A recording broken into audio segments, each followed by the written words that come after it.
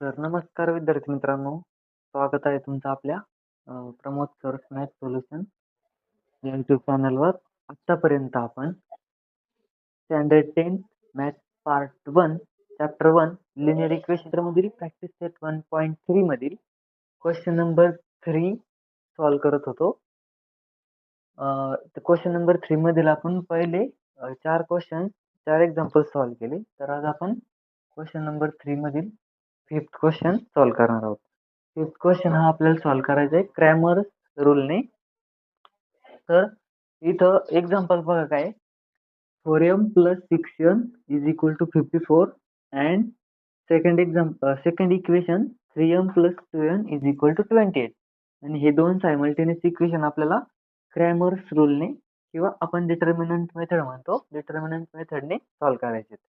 आता इथं काय की व्हेरिएबल्स m आणि n आहे आणि प्रत्येक जे एक्झाम्पल होता आतापर्यंत तिथं व्हेरिएबल x आणि y होता. तर m आणि n x आणि y च्या जागेवर फक्त m आणि n आहे, बाकीचा काहीही बदल नाही बघा. आता आपल्याला कम्पेअर करताना पहिलं इक्वेशन ज्यावेळेस आपण कम्पेअर करतो, कम्पेअरिंग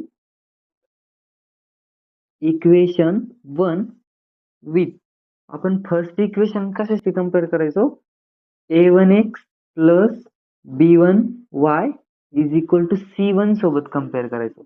पण आता इथं व्हेरिएबल m आणि n असल्यामुळं आपण x आणि y च्या जागेवर फक्त m आणि n पुट करणार आहे. म्हणजे आपण फर्स्ट जे इक्वेशन आहे ते a1m + b1n = c1 याच्याशी कम्पेअर करणार आहोत. जर तुम्ही कंपॅरिझन केली इक्वेशन 1 ची आणि याची, तर आपल्याला a1 ची व्हॅल्यू बघा काय भेटल.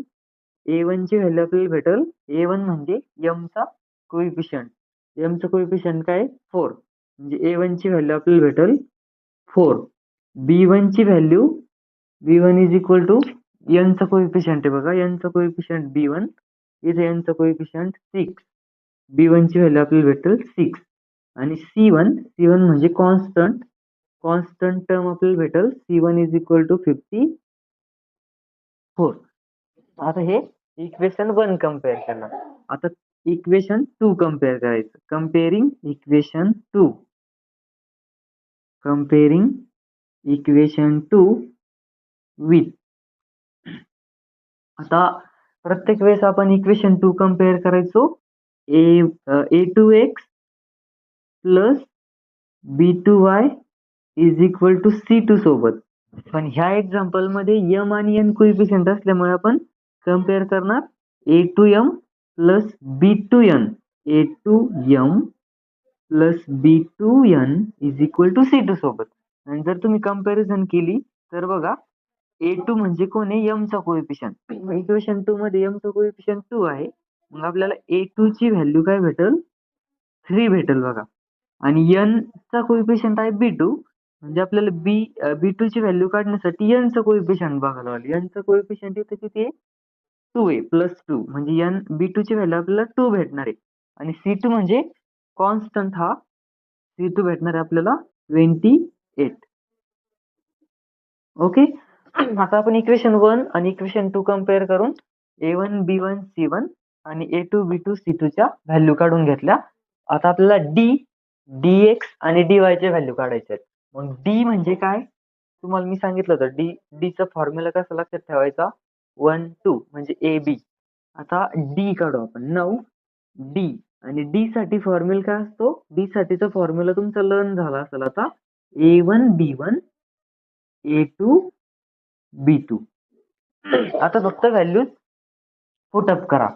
a1 b1, आता a1 ची व्हॅल्यू काय 4, b1 ची व्हॅल्यू काय 6, म्हणजे इथे व्हॅल्यू पुट करायची आपल्याला 4 6. a2 b2, a2 ची व्हॅल्यू 3, b2 ची व्हॅल्यू 2, म्हणजे इथे आपल्याला व्हॅल्यू पुट करायची 3 2. बघा d काय येईल, देअरफॉर d = किती येईल, a1 b1 4 6 a2 b2 3 2, a2 b2 3 2. आणि हा डिटर्मिनंट सॉल्व केल्यावर आपल्याला d ची व्हॅल्यू भेटेल. डिटर्मिनंट आपण कसं सॉल्व करतो, पहिल्या नंबर पासून सुरू करतो, फर्स्ट नंबरचा क्रॉस नंबर मल्टिप्लाय करतो, म्हणजे 4 आणि 2 मल्टिप्लिकेशन होईल, 4 × 2 मध्ये परत सबट्रॅक्शन. आणि 6चं मल्टिप्लिकेशन 3 सोबत. 6 मल्टिप्लाय बाय 3 काय होईल? 4 into 2 होईल 8 मायनस 6 into 3 होईल 18. 6 3 जा 18 आणि 8 मायनस 18 किती होईल? ऑब्वियसली 18 हा ग्रेटर आहे तर आणि 8 हा छोटा आहे बघा. 8चं साइन इथं पॉझिटिव्ह आहे, 18चं साइन निगेटिव्ह आहे. तर यांची सबट्रॅक्शन होईल आणि सबट्रॅक्शन होऊन मोठ्या नंबरचं साइन जाईल. 18ची ना 8ची सबट्रॅक्शन 10 होईल पण 18 मोठा असल्यामुळं 18चं साइन आन्सरला येईल. म्हणजे आपल्याला डी ची व्हॅल्यू भेटेल -10. डी ची व्हॅल्यू फाइंड केल्यानंतर आपण फाइंड करतो dx. dx म्हणजे 3-2. फॉर्म्युलात आपण 3-2 म्हणतो बघा. म्हणजे C आणि B. C1 B1 C2 B2. dx चा फॉर्म्युला आहे C1 B1 C2 B2. मग व्हॅल्यूज पुट करा. C1 ची व्हॅल्यू किती आहे? C1 54. B1 ची व्हॅल्यू किती आहे? 6. 54 6. 54 and 6. C2 B2. C2 किती आहे? C2 28. B2 2. 28 and 2. आणि हा डिटर्मिनंट सॉल्व्ह केल्यावर आपल्याला dx ची व्हॅल्यू भेटेल. डिटर्मिनंट कसा सॉल्व्ह करायचा?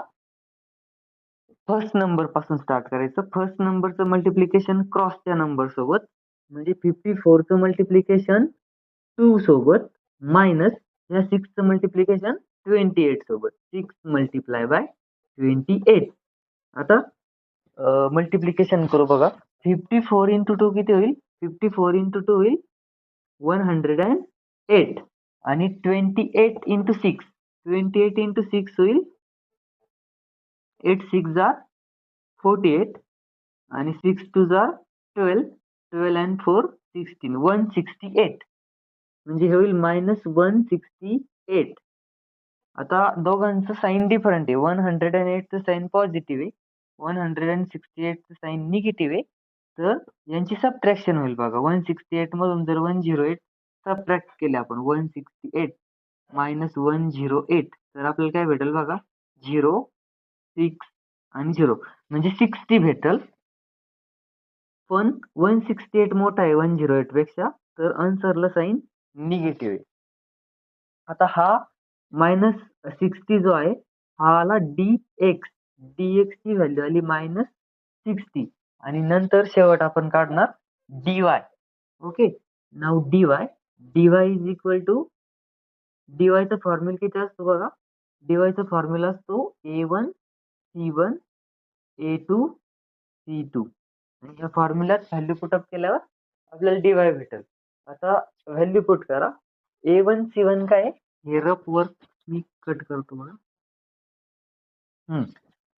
a1 c1 therefore dy is equal to a1 c1. a1 c1 म्हणजे a1 म्हणजे 4, c1 is 54. 4 54. 4 and 54. त्यानंतर a2 c2. a2 c2 म्हणजे 328. 328 आणि हा डिटर्मिनंट सोडवल्यावर आपल्याला dy भेटेल. डिटर्मिनंट कसा सोडवायचा? फर्स्ट नंबर 4 त्याचा क्रॉस नंबर 28.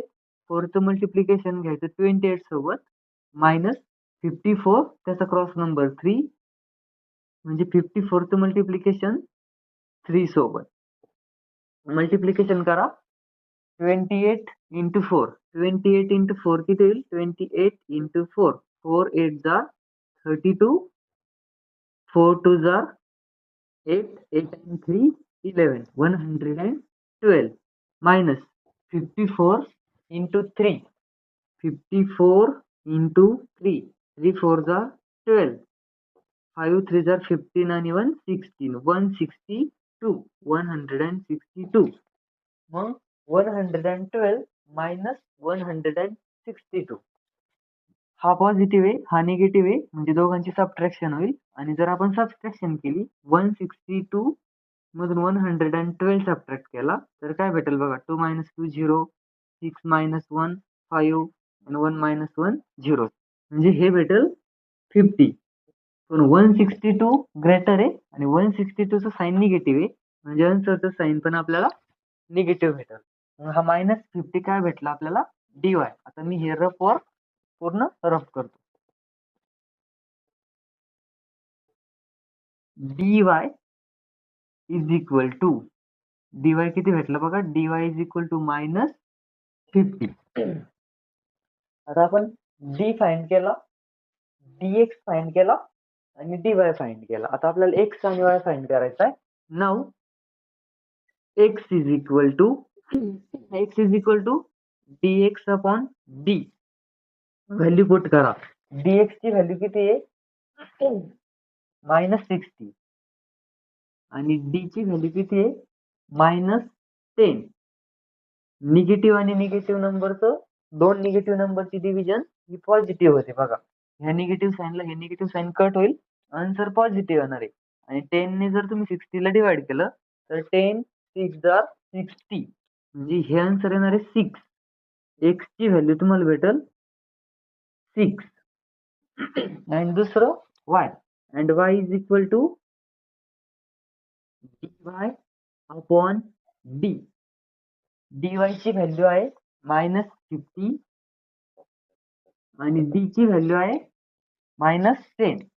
-50 अपॉन -10, दोन निगेटिव्ह नंबरचं डिव्हिजन पॉझिटिव्ह होईल आणि 10 ने जर तुम्ही 5 ला डिवाइड केला तर 10 5 आर 50, म्हणजे ही डिव्हिजन होईल +5.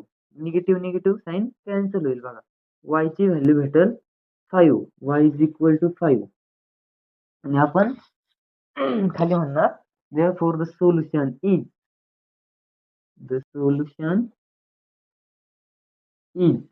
x, y is equal to x हा दिला बघा, x येईल 6 and y येईल 5. Solution is x, y is equal to 6, 5. हे झालं क्वेश्चन नंबर 3 मधील 5th एक्झाम्पल. आता आपण 6th एक्झाम्पल घेऊ. क्वेश्चन नंबर 3 मधील 6th एक्झाम्पल असं आहे बघा, 2x plus 3y is equal to 2. हे आहे first equation. x minus y upon 2 is equal to 1 upon 2. हे आहे सेकंड इक्वेशन. आता असं 1 upon 2, y upon 2 असं आल्यावर मुलं थोडं घाबरतात. तिथे घाबरायचं कारण नाही. इथे काय करायचं, हा जो y upon 2 आहे त्याला बघा आपण असं लिहू शकतो, x minus y upon 2 ला असं लिहू शकतो बघा, 1 upon 2 into y. कारण हा y न्यूमरेटरला आहे, म्हणजे 1 upon 2 ला मल्टिप्लायला येतो. 1 upon 2 into y म्हणजेच काय, y upon 2 and is equal to 1 upon 2. हे पण आपलं इक्वेशन 2 आहे बघा. आता मी हे दोन्ही एकत्रित इक्वेशन 2 असं लिहितो. हे इक्वेशन 2च आहे, मी फक्त y upon 2 ला 1 upon 2 into y असं राईट केलंय. आता आपण कंपॅरिझन करू. क्रॅमर्स रूलने हे दोन सायमल्टेनियस इक्वेशन सोडवायचे. तर आपल्याला पहिले इक्वेशनला कम्पेअर करावं लागतं. कंपेअरिंग इक्वेशन 1 विथ इक्वेशन 1 ला कोणासोबत कम्पेअर करावं लागतं, a1x plus b1y is equal to c1 सोबत. तर इक्वेशन 1 ला कम्पेअर करा, a1x plus b1y is equal to c1 सोबत. x चा जो कोएफिशियंट आहे तो आहे a1, म्हणजे इथं जो x चा कोएफिशियंट आहे तो आहे 2. तर आपल्याला a1 ची व्हॅल्यू काय भेटेल बघा, इथं a1 भेटेल x चा कोएफिशियंट म्हणजे 2. a1 ची व्हॅल्यू भेटली 2. b1 ची व्हॅल्यू म्हणजे y चा कोएफिशियंट, पहिल्या इक्वेशन मध्ये y चा कोएफिशियंट आहे 3, म्हणजे b ची व्हॅल्यू भेटेल, b1 ची व्हॅल्यू भेटेल 3. आणि c1 पहिल्या इक्वेशन मध्ये जी कॉन्स्टंट टर्म आहे ती आहे 2 is equal to c1 is equal to 2. a1 भेटला, b1 भेटला, c1 भेटला. आता इक्वेशन 2 चे कंपॅरिझन करायचे कशासोबत, कंपेअरिंग इक्वेशन 2. हा e q रेस टू n हा इक्वेशनचा शॉर्ट फॉर्म आहे बघा. इक्वेशन हा वर्ड लिहिण्याचा. तर इक्वेशन 2 कशासोबत कम्पेअर करतो आपण, equation 2 a2x plus b2y is equal to c2. करा कंपॅरिझन. मग x चा कोएफिशियंट a2, दुसऱ्या इक्वेशन मध्ये x चा कोएफिशियंट इथं काही नाही म्हणल्यावर एक्सचं कोएफिशियंट 1 आहे बघा. म्हणजे A1 ची व्हॅल्यू आपल्याला भेटल, सॉरी A2 ची व्हॅल्यू आपल्याला भेटल 1. नंतर B2 म्हणजे y च्या शेजारचा y चा कोएफिशियंट काय आहे इथं 1/2. 1/2 नाही म्हणायचं त्याला, आता 1/2 ला इथं काय साइन आहे मायनस, म्हणजे y च्या शेजारी कोणी -1/2. मग y चं कोएफिशियंट म्हणजे B2 येईल -1/2. जर इथं निगेटिव्ह साइन असेल तर इथं B2 घेताना आपल्याला निगेटिव्हच घ्यावा लागेल. जर तुम्ही फक्त 1/2 असं लिहिलं तर हे चुकणार आहे, आपलं आन्सर चुकणार आहे फायनल.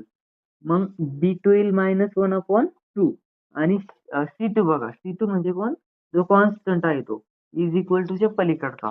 C2 आहे 1/2. बघा आपण इक्वेशन 1 आणि इक्वेशन 2 ला कम्पेअरिंग करून A1 B1 C1 A2 B2 C2 च्या व्हॅल्यूज काढून घेतल्या. आता आपण D dx आणि dy फाइंड करू. Now D is equal to, D चा फॉर्म्युला काय असतो, A1 B1 A2 B2. आता ह्या फॉर्म्युल्यामध्ये व्हॅल्यूज पुट करा. A1 B1 म्हणजे कोण, A1 B1 2 3. बघा D काय येईल, D ची व्हॅल्यू येईल 2 3. A1 B1 2 3. इथं मी 2 3 A1 B1 A2 B2 A2 आणि B2. A2 ची व्हॅल्यू 1, B2 ची व्हॅल्यू -1/2. 1 आणि -1/2. त्याला मी थोडस छोटं लिहितो, -1/2. हा डिटर्मिनंट सोडवल्यावर आपल्याला भेटल D ची व्हॅल्यू. बघा आता क्रॉस मल्टिप्लिकेशन करा. जो पहिला नंबर हा 2 इथून सुरू होईल डिटर्मिनंट सोडवण्यासाठी, आणि 2 चा क्रॉस नंबर आहे -1/2. तर 2 चं मल्टिप्लिकेशन होईल -1/2 सोबत. परत मायनस काय, 3 चं मल्टिप्लिकेशन 2 सोबत, 3 × 2 इज इक्वल टू. आता हे सॉल्व्ह करताना काय होईल बघा, हा 2 न्यूमरेटरला आहे आणि हा 2 डिनॉमिनेटरला आहे. म्हणजे हा 2 आणि हा 2 कट होईल, 2 डिवायडेड बाय 2 कॅन्सल होईल. इथं येईल -1. आणि इथं बघा हे minus sign as it is, 3 × 2 होईल 6.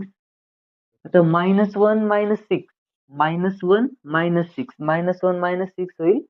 दोघांना पण सेम साइन आहे. सेम साइन असेल तर आपण ऍडिशन करतो.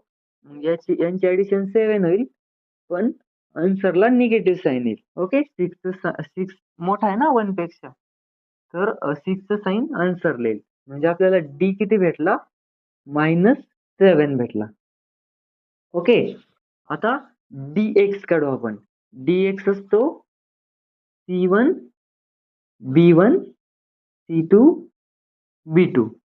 व्हॅल्यूज पुट करा C1 B1 आणि C2 B2 च्या. C1 B1 ची व्हॅल्यू C1 B1 2 3. C1 ची व्हॅल्यू 2, B1 ची व्हॅल्यू 3, C2 B2 C2 ची व्हॅल्यू 1/2 आणि B2 ची व्हॅल्यू -1/2. -1/2. आता हा डिटर्मिनंट सोडवल्यावर आपल्याला dx भेटेल. आता हा डिटर्मिनंट कसा सोडवायचा, पहिल्या नंबर पासून सुरू करा, 2 पासून. 2 चा क्रॉस नंबर मल्टिप्लाय करा, म्हणजे 2 multiply by -1/2 minus 3 multiply by हा क्रॉस 1/2. परत इथं काय होईल, हा 2 न्यूमरेटरला आहे आणि हा 2 डिनॉमिनेटरला आहे, म्हणजे खालच्या साईडला आहे. तर हा 2 आणि हा 2 कट होईल. इथं राहील फक्त -1. आता इथं मल्टिप्लिकेशन करताना बघा, हे minus sign as it is, 3 चं मल्टिप्लिकेशन डायरेक्ट 1 सोबत होईल, 3 × 1 होईल 3, आणि 2 इथं एकटाच खाली आहे, तर 2 असं येईल बघा. आता हे -1 -3/2 याला जर सॉल्व्ह केलं तर हे किती होईल. हे आपण कसं सॉल्व्ह करतो, एकतर बेस सेम करतो किंवा असं करतो बघा, 2 ने ह्या -1 ला मल्टिप्लाय करतो, त्याच्यामध्ये हे -3 आणि होल डिवायडेड बाय 2 करतो. करेक्ट. मग 2 ने ह्या -1 ला मल्टिप्लाय केल्यावर काय होईल? 2 इंटू -1 2 इंटू -1 होईल -2 आणि हा -3 आणि होल डिवायडेड बाय 2 असं होईल. ओके. ही स्टेप तुम्हाला कळते का? किंवा बघा -1 -3/2 आहे, याला आपण कसं सोडू शकतो? हा जो 1 आहे याला आपण 2/2 असं लिहू शकतो. म्हणजे बेस सेम करून घेऊ शकतो. आणि बेस जर सेम असेल तर वर जे काही आहे त्यांची डायरेक्ट ॲडिशन सबट्रॅक्शन काय असेल ते आपण करतो. म्हणजे -2 -3 हे वरचे आणि बेस एकच कॉमन घेतो. -2 -3 किती होतं? आता बघा -2 -3 किती होईल? दोघांचं साइन सेम आहे तर ऍडिशन होईल आणि निगेटिव्ह साइन येईल बघा. 3 किंवा मोठ्या संख्येचं साइन दिलं तुम्ही तरी चालेल. 3 मोठा आहे, 3 ची साइन निगेटिव्ह आहे. तर आन्सर -5 आणि हे डिवायडेड बाय 2. म्हणजे आपल्याला dx ची व्हॅल्यू किती भेटली?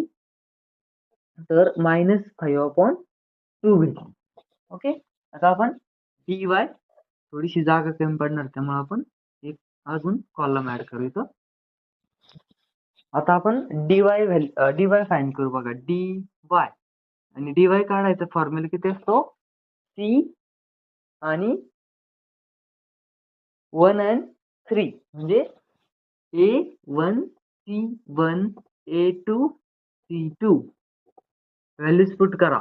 a1 c1 म्हणजे a1 म्हणजे 2 c1 म्हणजे 2 2 2 a2 c2 a2 म्हणजे 1 c2 म्हणजे 1/2 1 and 1/2 आणि हा डिटर्मिनंट सोडवल्यावर आपल्याला भेटेल dy. आता हा डिटर्मिनंट कसा सोडवायचा?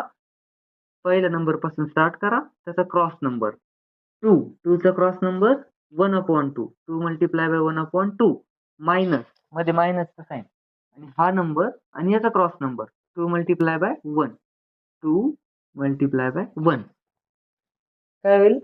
2 न्यूमरेटरला आहे, वरच्या साईडला आहे आणि हा 2 खालच्या साईडला आहे. मग हा 2 आणि हा 2 कट होईल. इथं फक्त 1 राहील. मायनस 2 इंटू 1 किती होईल? 2 इंटू 1 होईल 2. आता ह्या 1 चं जे साइन आहे ते पॉझिटिव्ह आणि ह्या 2 चं साइन निगेटिव्ह. डिफरंट साइन आहे. एकाला पॉझिटिव्ह एकाला निगेटिव्ह. मग सबट्रॅक्शन होईल आणि 2 आणि 1 ची सबट्रॅक्शन 1 होईल. पण 2 हा इथं ग्रेटर आहे, मोठा आहे. मग 2 चं जे साइन आहे ते आन्सरला येईल. 2 ला निगेटिव्ह साइन म्हणजे इथं आन्सरला निगेटिव्ह साइन येईल. तर आपल्याला dy भेटला -1. dy ची व्हॅल्यू आपल्याला भेटली -1. आपण d फाइंड केला, dx फाइंड केला आणि dy फाइंड केला. तर आपण x आणि y च्या व्हॅल्यूज काढू. नाऊ x ची व्हॅल्यू काढू बघा. Now x is equal to x काढण्यासाठी आपण काय करतो? dx अपॉन d वापरतो बघा. dx upon d. आता dx किती होता आपला? dx होता -5/2 आणि d ची व्हॅल्यू किती होती आपली? d ची व्हॅल्यू होती -7. -7 नाही, इथं थोडीशी मिस्टेक झाली बघा. इथं आपण 3 आणि क्रॉसचा नंबर मल्टिप्लाय 1 घेतला. तर 3 मल्टिप्लाय बाय इथं 2 घेतला होता. आपण इथं 1 घ्यायला पाहिजे. मग 3 इंटू 1 किती होईल? हे होईल 3 इंटू 1 होईल 3 आणि -1 इंटू -3 सॉरी -1 -3 हे दोघं पण निगेटिव्ह आहे. यांची ऍडिशन होईल 4 आणि 3 चं जे साइन आहे मोठ्या नंबरचं साइन ते निगेटिव्ह आहे. म्हणजे आपलं d -4 यायला पाहिजे. एवढं करेक्शन करून घ्या बघा.